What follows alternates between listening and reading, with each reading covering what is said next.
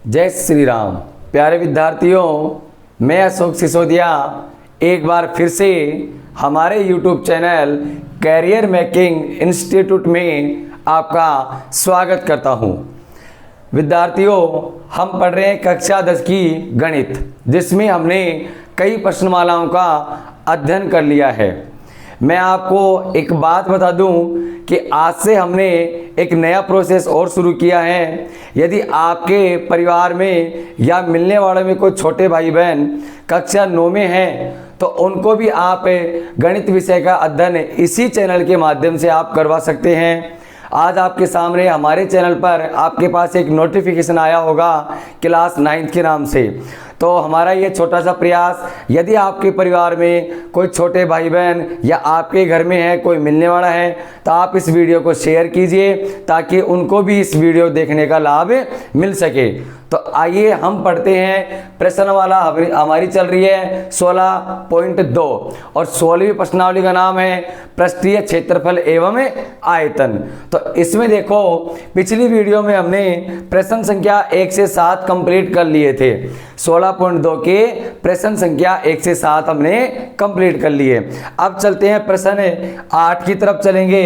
तो सवाल दे रखा है, देखिए, एक बेलन का आयतन और वक्र पृष्ठीय क्षेत्रफल क्रमशः 1650 घन सेंटीमीटर और 660 वर्ग सेंटीमीटर है। तो आगे आपको क्या पूछ रहे हैं, इस बेलन की त्रिज्या और ऊंचाई ज्ञात कीजिए। देखो, बिल्कुल इजी क्वेश्चन है। आपको क्या दे रखा है, केवल आयतन और वक्र पृष्ठीय क्षेत्रफल। तो यहां ध्यान से देखना, हल करेंगे अपन। आपको दिया हुआ है बेलन का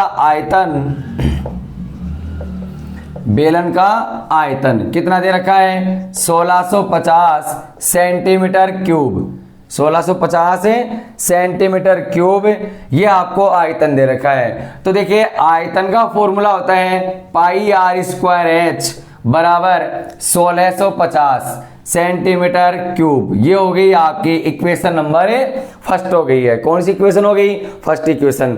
जो आपको दे रखा है, देखो सवाल में गणित में क्या तरीका होता है कि जैसे जैसा आपको दिया जाता है आप वैसे वैसे लिखते चले बस, फिर बाद में आपको जो पूछ रहा है वो अपने आप ज्ञात हो जाएगा। तो क्या करेंगे, बेलन का आयतन आपको दे रखा है 1650 सेंटीमीटर क्यूब। तो आयतन का फॉर्मूला होता है पाई आर स्क्वायर एच, लिख दिया मैंने। तथा आपको दे रखा है बेलन का वक्र पृष्ठीय क्षेत्रफल, बेलन का वक्र पृष्ठीय क्षेत्रफल। अब वक्र पृष्ठीय क्षेत्रफल आपके सामने कितना दे रखा है, 660 वर्ग सेंटीमीटर। 660 सेंटीमीटर स्क्वायर आपको क्या दे रखा है, ये बेलन का वक्र पृष्ठीय क्षेत्रफल। अब वक्र पृष्ठीय क्षेत्रफल का फॉर्मूला होता है 2 पाई आर एच बराबर 660 सेंटीमीटर स्क्वायर।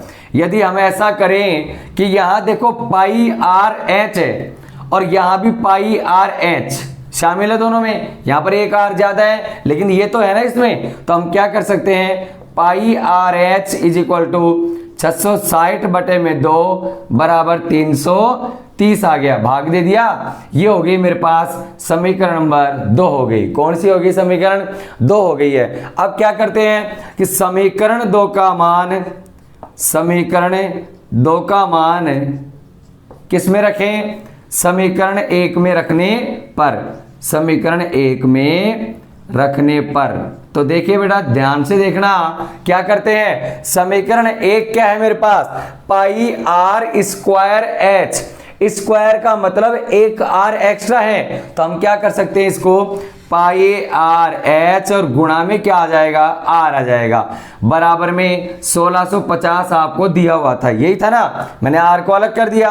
अब पाई आर एच जो है मेरे पास कितना है, 330 है। तो 330 गुना में आर बराबर 1650। तो आर की वैल्यू निकालूंगा तो 1650 बटे में 330 हो जाएगा। और क्या करेंगे, 0 से 0 कट गया, आर की वैल्यू आ गई मेरे पास 5 सेंटीमीटर। डिवाइड करेंगे 165 में 33 का भाग देंगे तो कितना आएगा, 5 सेंटीमीटर आएगा।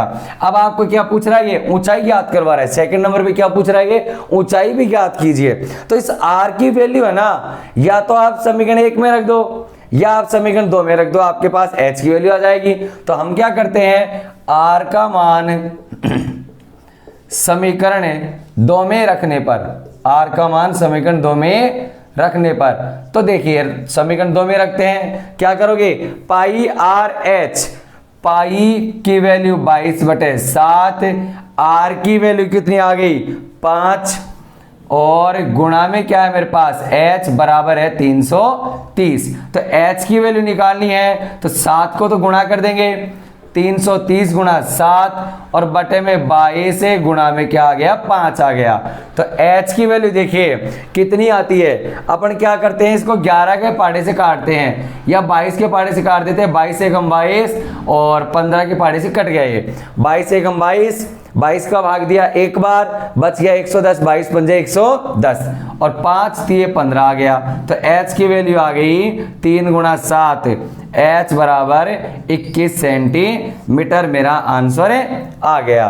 तो ये आपके सामने कौन सा प्रश्न हो गया, प्रश्न संख्या 8 हमारा कंप्लीट हो गया, जिसमें क्या क्या पूछ रहा था ये, त्रिज्या और ऊंचाई का मान ज्ञात कीजिए। तो ये हमारे सामने क्या हो गया, बेलन की त्रिज्या ज्ञात हो गई और वो बेलन की ऊंचाई, बिल्कुल सिंपल लगा। आयतन में अपने क्या किया, वक्र पृष्ठीय क्षेत्रफल का मान रख दिया, आर की वैल्यू अपने पास आ गई। वैसे कई तरीके होते हैं निकालने के इसके, एक तरीका एक और होता है, हम चाहें तो इस समीकरण 1 में समीकरण 2 का भाग दे सकते थे, तो आर बच जाता, वैसे भी पाई से पाई कटता, एच से एच कटता और एक आर से एक आर कट जाता, आर की वैल्यू आ जाती, और ये तरीका भी अपना सही है। तो अब चलते हैं अपन प्रश्न संख्या 9 की तरफ चलते हैं। देखो ध्यान से, प्रश्न संख्या 9 क्या है, प्रश्न 9 ध्यान से देखना। यहाँ पर हमने प्रश्नमाला के 8 प्रश्न तो कंप्लीट कर लिए हैं और इस प्रश्नमाला में बेलन ज्यादा आ रहे हैं, और 16.1 जो गई है उसमें हमारे पास क्या आया था, घन और घनाभ। तो यहाँ अपने को बेलन के आयतन, बेलन का वक्र पृष्ठीय क्षेत्रफल और बेलन का संपूर्ण पृष्ठीय क्षेत्रफल याद रखना है। और बेलन में मैंने आपको एक फॉर्मूला और लिखवाया था कि खोखला बेलन जब होता है तो खोखले बेलन में क्या होता है, तो ये जब आएगा जब आपको मैं समझाऊंगा। तो देखो 9वां क्वेश्चन है कि एक बेलन की ऊंचाई और त्रिज्या क्रमशः क्या क्या है, 7.5 और 3.5 सेंटीमीटर है। तो ये आगे पूछ रहे हैं इसके संपूर्ण पृष्ठीय क्षेत्रफल एवं वक्र पृष्ठीय क्षेत्रफल में अनुपात ज्ञात कीजिए। तो देखो अनुपात पूछ रहा है ये, और आपको क्या क्या दे दिया, त्रिज्या और ऊंचाई आपको ज्ञात है। तो देखो क्या करते हैं, ध्यान से देखना इधर हल करेंगे। तो आपको क्या दिया हुआ है कि बेलन की ऊंचाई और त्रिज्या, तो ऊंचाई तो आपको कितना दे रखा है 7.5 और त्रिज्या दे रखा है 3.5। तो देखो बेलन की ऊंचाई आपको दे रखा है और ऊंचाई को बोलते हैं h, 7.5 सेंटीमीटर, और बेलन की त्रिज्या ही आपको दे रखा है कितना, बेलन की त्रिज्या r is equal to 3.5 centimetre. ठीक है, ये दोनों चीज आपको दी गई है। अब आगे क्या पूछ रहा है ये कि इसके संपूर्ण पृष्ठीय क्षेत्रफल एवं वक्र पृष्ठीय क्षेत्रफल में अनुपात ज्ञात कीजिए। देखो बेटा इसके तरीके तो वैसे कई हैं, अपन पहले संपूर्ण पृष्ठीय क्षेत्रफल निकाल ले कितना आता है, फिर वक्र पृष्ठीय क्षेत्रफल निकालेंगे कितना आता है, फिर उसमें अपन अनुपात ज्ञात कर देंगे। तो ये भी एक तरीका है। अगर ऐसा नहीं करते तो अपन डायरेक्टली लिख सकते हैं बेलन का संपूर्ण पृष्ठीय क्षेत्रफल बटे में बेलन का वक्र पृष्ठीय क्षेत्रफल। तो देखो अपन क्या करते हैं, प्रश्न अनुसार आपको क्या पूछा है कि बेलन के वक्र संपूर्ण पृष्ठीय क्षेत्रफल और वक्र पृष्ठीय क्षेत्रफल में अनुपात ज्ञात कीजिए। तो देखो क्या करते हैं, बेलन का संपूर्ण पृष्ठीय क्षेत्रफल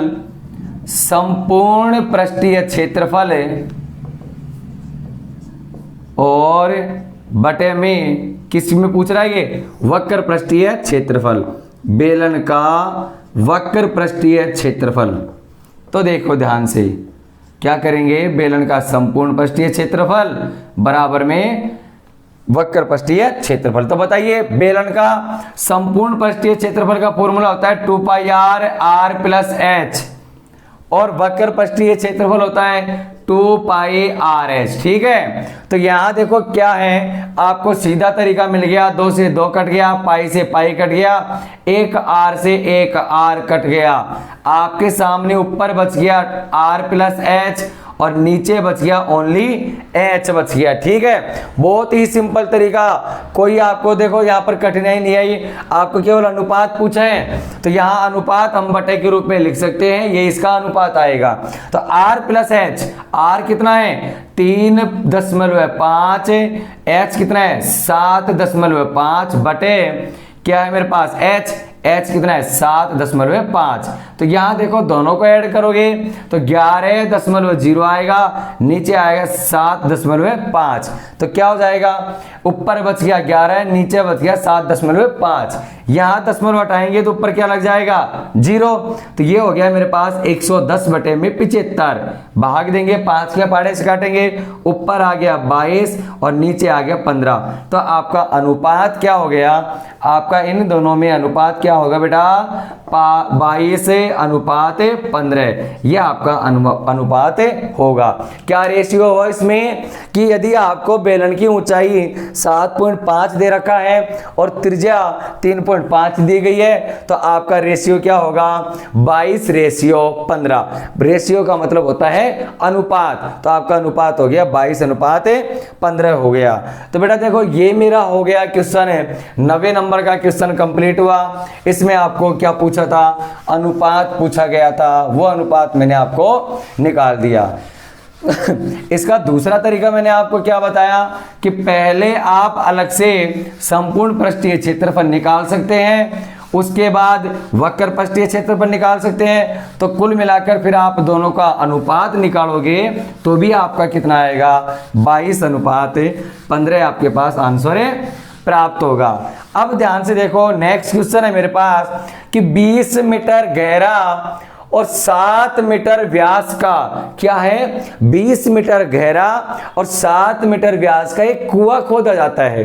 ठीक है, एक कुआं खोदेंगे अपन, गहराई कितनी है 20 मीटर, व्यास कितना है 7 मीटर। तो व्यास से तो मतलब है ही नहीं, अपने को मतलब किससे है त्रिज्या से, तो त्रिज्या क्या होगी व्यास की आधी हो जाएगी 7/2। ठीक है, आगे क्या दे रखा है कि एक कुआं खोदा जाता है, इस कुएं से जो मिट्टी निकाली गई है, इस कुएं से जो मिट्टी निकाली गई है, मिट्टी निकाल के अपन साइड में क्या बना दिए चबूतरा बना दिए। तो याद रखना जब आप चबूतरा बनाओगे तो चबूतरे में लंबाई भी होती है, चौड़ाई भी होती है, और चबूतरा कितना ऊंचा बना उसकी क्या होती है ऊंचाई भी होती है। तो यहां आपको एक नई बात सुनने को मिली है, ध्यान से देखो। यहां देखो मेरे पास, ये मेरे पास कोई आकृति है। ठीक है, कुआं कौन सी आकृति का होता है बेलनाकार आकृति का होता है। ओके, यहां पर अपन मान लो ये धरातल पर है, ये हमने कुआं खोद दिया, तो इससे जो मिट्टी निकली है, इससे जो मिट्टी मेरे पास निकली है, इस मिट्टी से मैंने इधर क्या बना दिया चबूतरा बना दिया। ठीक है, अब चबूतरे में ये तो है नहीं कि भाई लंबाई आएगी, कितना लंबा है उसकी चौड़ाई भी होगी और उसकी ऊंचाई भी होगी, यानी कितना ऊंचा चबूतरा बनेगा। तो उस चबूतरे की आकृति ये होगी मेरे पास, देखो उस चबूतरे की आकृति कौन सी होगी, ये वाली होगी। चबूतरा आपका जो बनेगा ऐसी आकृति का बनेगा, ये आपका चबूतरा बनेगा। तो देखो चबूतरे में आपको क्या क्या दे रखा है, लंबाई का ज्ञान है, चौड़ाई का ज्ञान है और ऊंचाई का ज्ञान है। तो ऐसी आकृति जिसमें लंबाई, चौड़ाई और ऊंचाई तीनों आ जाए तो वह क्या कहलाती है घनाभ के आकार की कहलाएगी। क्या कहलाएगी मेरे पास घनाभ। तो अब दिमाग में तुरंत बात आनी चाहिए कि कुएं का आयतन बराबर है किसके घनाभ का आयतन, यानी चबूतरे का आयतन। तो कुआं कौन सा है बेलनाकार, कुआं कौन सा है बेलनाकार, और चबूतरा कौन सा है घनाभ के आकार का। तो क्या करोगे बेलन का आयतन बराबर में घनाभ का आयतन। बेलन का आयतन क्या होता है पाई r² h, तो इसमें मेरे को R चाहिएगी और H चाहिएगा। घनाभ में मेरे को क्या चाहिए, LBH। लेकिन आपको सवाल में L और B तो आपको दे दिया, क्या क्या दे रखा है, 22 मीटर और 14 मीटर। तो इसने क्या पूछा है कि बताइए चबूतरा कितना ऊंचा बनाया गया है। तो देखो जब तक आपको ये रूपरेखा समझ में आएगी तभी आप सवाल आप हल कर सकोगे। तो देखो अपन आप हल करते हैं, तो ध्यान से देखना। अब इसको हल करेंगे तो पहले कुआं है, कुएं में क्या क्या दे रखा है, व्यास दे रखा है, ऊंचाई दे रखी है। तो देखो इसको हल करते हैं, क्या होगा। तो पहले क्या निकालोगे, कुएं का आयतन, फिर क्या निकलेगा, चबूतरे का आयतन, दोनों बराबर रहेंगे। तो पहले तो मैं कुएं की माप लिख देता हूं। तो देखो हल करेंगे, ध्यान से देखना। अब आपको दे रखा है कुएं की गहराई, कुएं की गहराई। तो गहराई का मतलब होता है, देखो एक बात बताइए, बेलनाकार जब टंकी होती है, कोई आकृति, उसमें तो ऊंचाई होती है क्योंकि आपको वो ऊंचा दिखता है। कुआं जब जमीन में है तो वो उसकी क्या कहलाएगी, गहराई। गहराई हो चाहे ऊंचाई, सबको ऐसे मापते हैं। किससे मापेंगे अपन, H से ही मापेंगे। तो देखो कुएं की गहराई होगी मेरे पास, H बराबर कितनी है, 20 मीटर है। H बराबर 20 मीटर है और व्यास दे रखा है, व्यास मेरे पास है 7 मीटर। ठीक है, व्यास 7 मीटर है। तो त्रिज्या कितनी हो जाएगी, त्रिज्या बराबर, त्रिज्या R बराबर 7/2 मीटर, ये आपकी त्रिज्या हो गई। अब क्या करना है, चूंकि कुएं से मिट्टी निकालकर, कुएं से मिट्टी निकालकर क्या किया जा रहा है, एक चबूतरा बनाया जाता है, चबूतरा बनाया जाता है। क्या किया जाता है, चबूतरा बनाया जाता है। तो चबूतरे की लंबाई, चबूतरे की लंबाई L बराबर कितनी होगी, 22 मीटर। चबूतरे की लंबाई कितनी होगी, 22 मीटर। और चौड़ाई कितनी हो गई, 14 मीटर। तो देखो आपको लंबाई चौड़ाई सवाल में नहीं लिख रखा, लेकिन जब दो माप होती है वो लंबाई चौड़ाई होती है, और 3 होती है तो क्या होती है, लंबाई चौड़ाई और ऊंचाई। और वैसे भी आपको पूछा गया है कि चबूतरा कितना ऊंचा बनाया गया है, तो ऊंचाई तो इनमें से होगी नहीं, माना ऊंचाई, ऊंचाई तो अपने को ज्ञात करनी है, माना ऊंचाई बराबर क्या है, H मीटर। ठीक है, अब ज्ञात करते हैं। तो दोनों का आयतन आपस में क्या हो जाएगा, बराबर। तो क्या लिखोगे, प्रश्नानुसार क्या लिखोगे, कुएं का आयतन, कुएं का आयतन बराबर चबूतरे का आयतन, चबूतरे का आयतन। तो देखिए कुआं कौन सा है, बेलनाकार, चबूतरा कौन सा है, घनाभाकार। तो बेलन का आयतन क्या होता है, पाई R² H, चबूतरे का आयतन L गुणा B गुणा H। तो देखिए पाई की वैल्यू रहने दो, अभी R का मान कितना है, 7/2, या आप रख लें 22/7, R² 7/2, H कितनी है बेलन की, 20 मीटर, बराबर L कितना है, 22 मीटर, गुणा B कितना है, 14 मीटर, और H आपको ज्ञात करनी है। तो अपन क्या करेंगे, H अपने को ज्ञात करनी है। तो क्या करेगा, 7 से 7 कट गया, 2 से कटा 11, और ये अपन हल कर देंगे, 2 से कटेगा 10, नीचे कुछ नहीं बचा, ऊपर बच गया 11 गुणा 7 गुणा 10, 11 गुणा 7 गुणा 10, और बटे में आ गया मेरे पास 22 गुणा 14, 22 गुणा 14 बराबर बच गया H। तो यहां देखो 11 से काटा 11 दूना 22, 7 से काटा 7 दूनी 14, 2 से काटा 5, H बराबर 5/2 यानी 2.5 मीटर आपकी क्या होगी, ऊंचाई। इस चबूतरे की ऊंचाई कितनी होगी मेरे पास, 2.5 मीटर चबूतरे की ऊंचाई आ गई मेरे पास। ठीक है, अब ये हो गया मेरे पास, कौन सा सवाल हो गया, ये हो गया मेरे पास 10वां सवाल कंप्लीट हो गया। अब चलते हैं 11वें सवाल की तरफ। 10 सवाल कंप्लीट। अब करता हूं मैं 11वां सवाल, क्या है मेरे पास, इसको भी ध्यान से देखेंगे। 10 सवाल मैंने करवा दिए, 7 सवाल मेरे पिछली वीडियो में हो गए, यहां मैंने करवा दिया 8वां 9वां और 10वां करवा दिया। अब चलते हैं प्रश्न संख्या 11 की तरफ।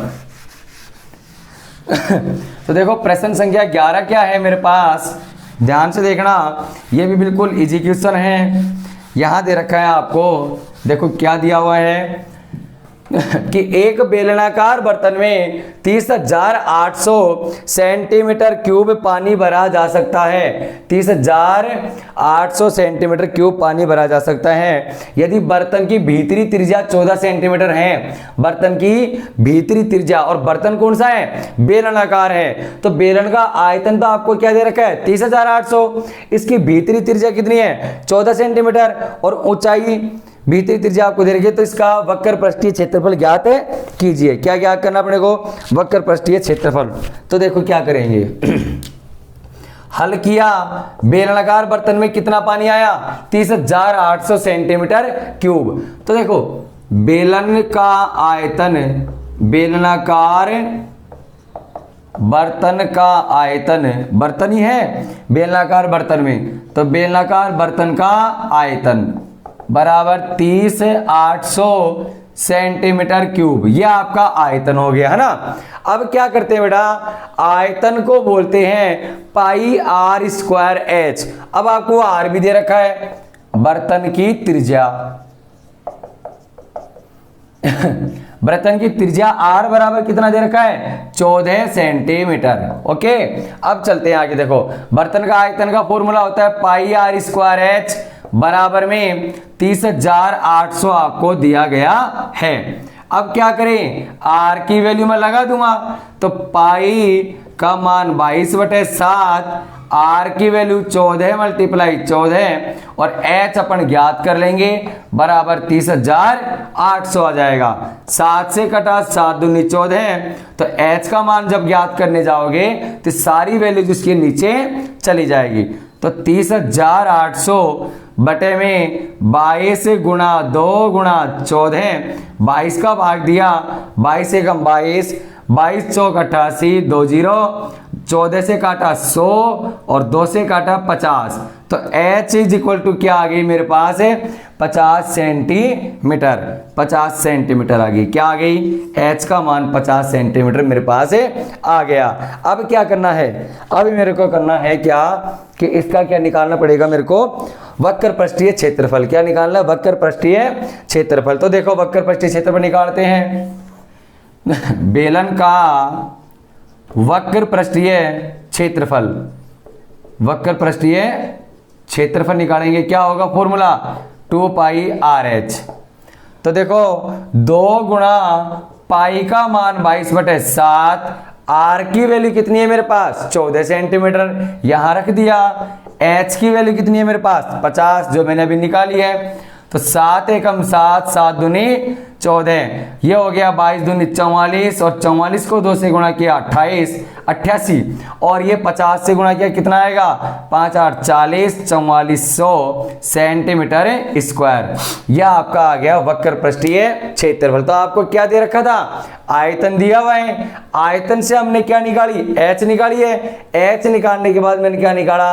वक्र पृष्ठीय क्षेत्रफल। तो यह आपका प्रश्न हो गया, 11वां प्रश्न हो गया। इसका स्क्रीनशॉट लीजिए बच्चों। तो देखिए बच्चों, ये हो गया 11वां क्वेश्चन। अब चलते हैं 12वीं क्वेश्चन की तरफ। तो यहाँ देखिए अपने 8, 9, 10 और 11 क्वेश्चन अपने पूरे हो गए। अब आप पढ़ेंगे इसी प्रश्नमाला का 12वां क्वेश्चन। यहाँ देखो जो 12वां और 13वां क्वेश्चन आपके सामने आएगा, यह आपसे थोड़ा अलग है। यहाँ थोड़ा इंपॉर्टेंट आपको ध्यान रखना है। अब क्या क्वेश्चन है, इसको ध्यान से देखो। क्या रहेगा मेरे पास क्वेश्चन है? देखो इधर अगला क्वेश्चन है कि एक खोखले बेलन की मोटाई 2 सेंटीमीटर है। कितनी है? 2 सेंटीमीटर इसकी मोटाई है। आगे दे रखा है कि यदि इसका भीतरी व्यास 14 सेंटीमीटर है और ऊंचाई आपको 26 सेंटीमीटर दे रखा है। बेलन के दोनों सिरे खुले हैं। आगे दे रखा है खोखले बेलन का संपूर्ण पृष्ठीय क्षेत्रफल ज्ञात है कीजिए। तो ध्यान से सुनो, जब बेलन के दोनों पृष्ठ खुले होते हैं तो देखो प्रत्येक पृष्ठ जब खुला होगा, बेलन का पृष्ठ खुला होगा। एक बेलनाकार पाइप है, अब इसके यदि पृष्ठ खुला होगा तो आपको ऐसा ही दिखेगा कि इसका जो आकृति है ना, यहाँ से जो मोटाई ये आपको दिख जाएगी। तो मोटाई कितनी है 2 सेंटीमीटर। देखो ये मेरे पास बेलनाकार आकृति है जिसका एक सिरा मैंने खोल दिया। अब ये खुला है, तो खुला है तो कितनी मोटाई का है 2 सेंटीमीटर मोटाई का है। कितनी मोटाई का है 2 सेंटीमीटर मोटाई का है। लेकिन इसका भीतरी व्यास, टोटल व्यास कितना है मेरे पास 14 सेंटीमीटर। यहां ध्यान से देखना, बेलन है खोखला, तो ध्यान से सुनिए, ये भीतरी व्यास जो है 14 सेंटीमीटर है, तो भीतरी त्रिज्या निकालूंगा 7 आ जाएगी।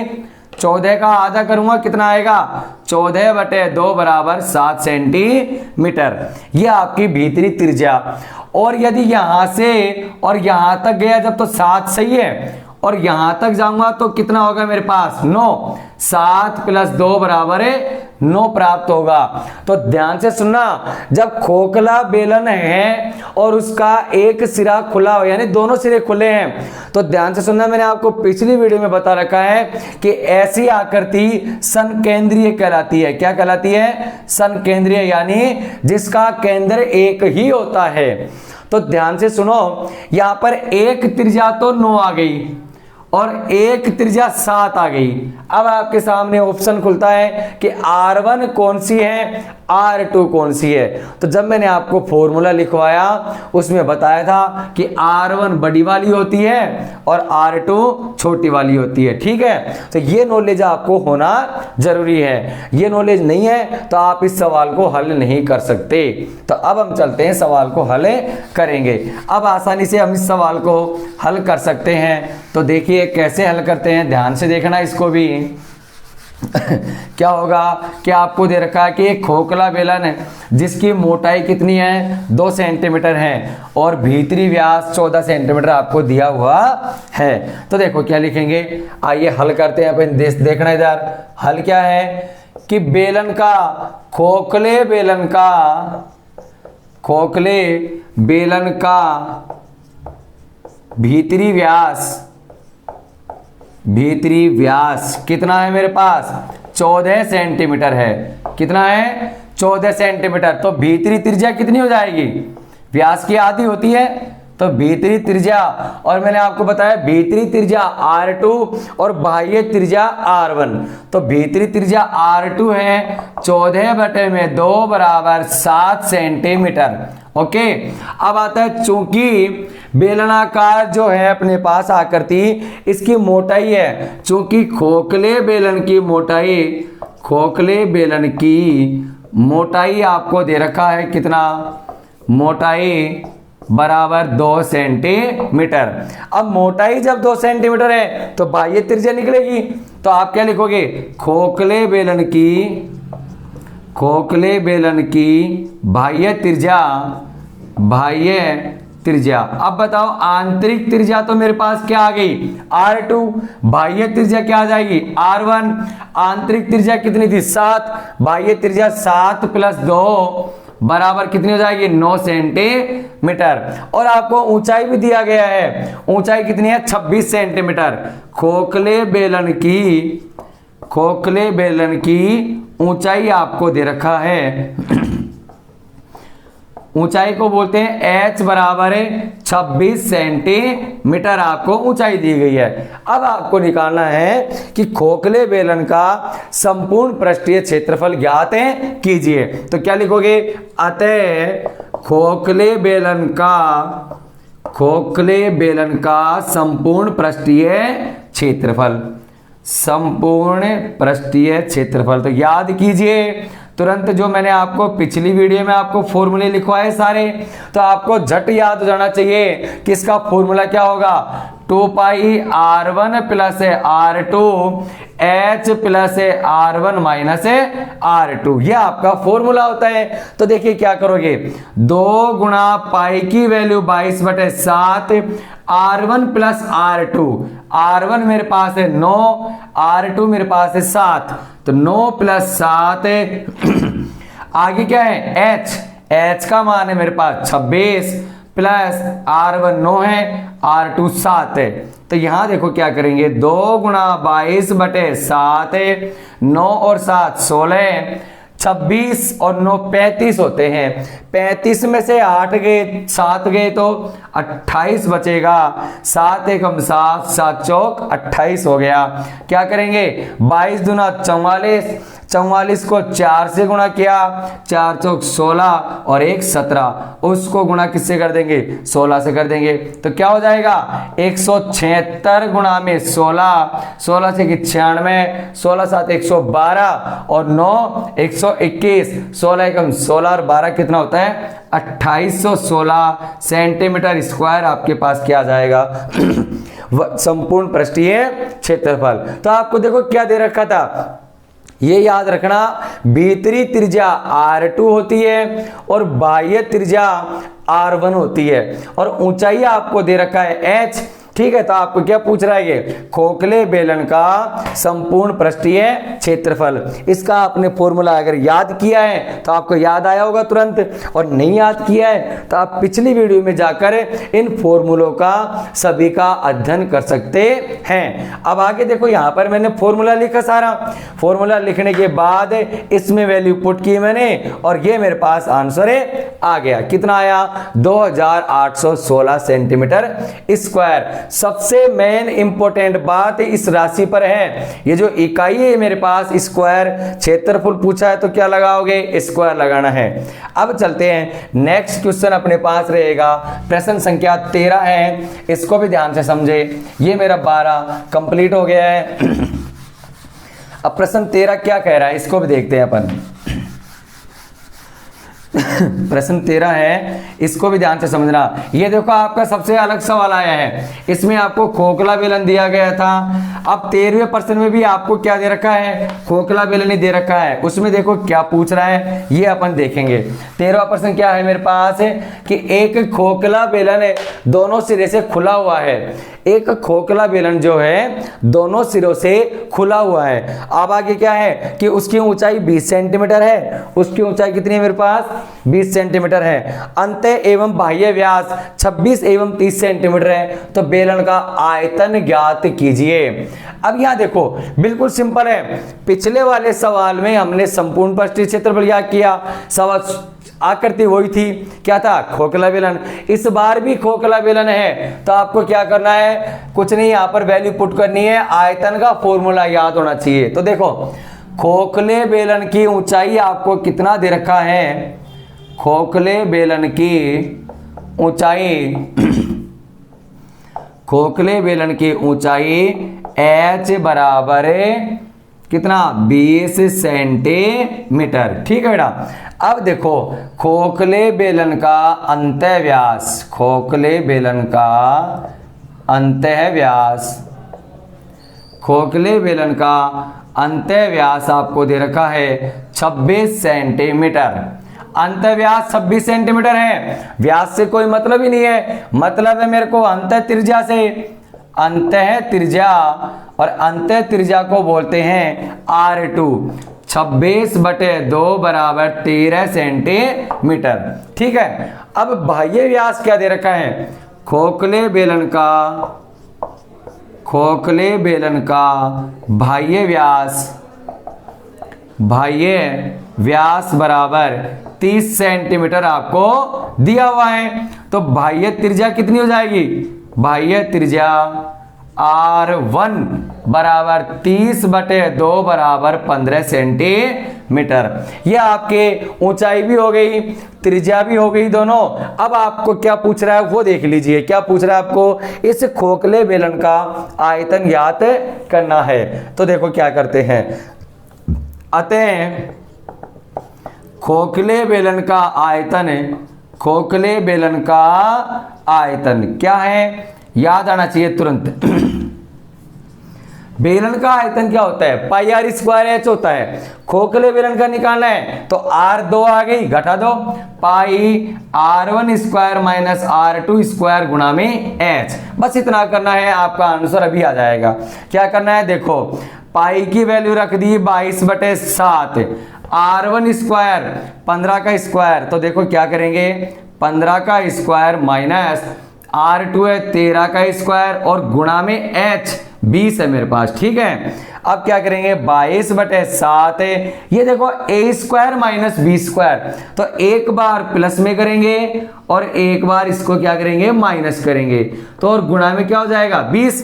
तो क्या किया, 22/7 है, 15 और 13 28, 15 में से 13 गया 2 और यह आ गया 20, 7 एकम 7, 7 चौक 28 हो गया। नीचे की संख्या को जितना अपने से हो सके जल्दी से जल्दी काटा करो, कोई शेष मत बचाया करो। शेष बचेगा भाग दोगे, दशमलव में उत्तर आएगा, समय ज्यादा लगेगा। तो अपना काम पहला क्या रहता है कि नीचे वाली संख्याओं को हटाना, ऊपर तो हम आसानी से गुणा कर सकते हैं। तो क्या करोगे, 22 चौक 88, 88 को 2 से गुणा करोगे तो 176 आएगा और गुणा में क्या है मेरे पास 20 है।